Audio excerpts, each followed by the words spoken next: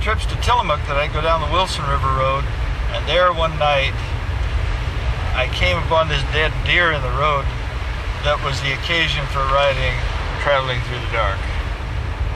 And a lot of that poem is straight documentary. I was on the Wilson River Road there, found this deer dead on the edge, and pulled off as far as I could. It's very narrow, and dragged the deer off.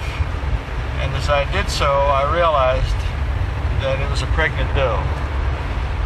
And the next day, the kids would always ask me at breakfast, "What did you see last night, Dad?" They'd see they'd be asleep when I got home.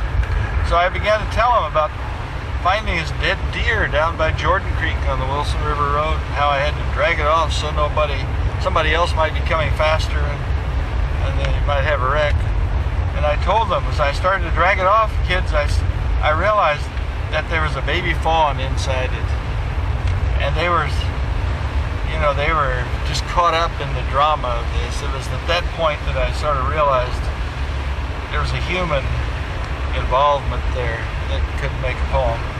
And I'd always write up such things anyway, so it gradually turned into a kind of a form, about a sonnet length, sort of rhymes, and this little drama on the road. Traveling through the dark, I found a deer dead on the edge of the Wilson River Road. It is usually best to roll them into the canyon. That road is narrow.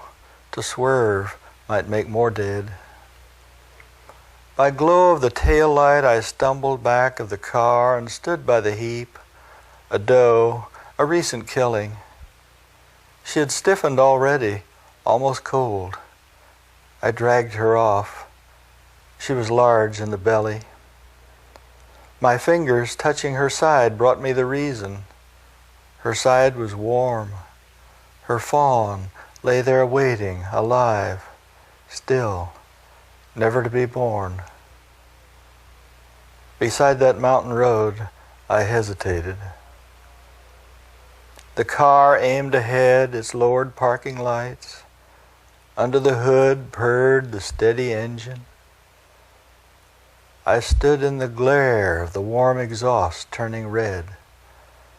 Around our group, I could hear the wilderness listen. I thought hard for us all, my only swerving, then pushed her over the edge into the river.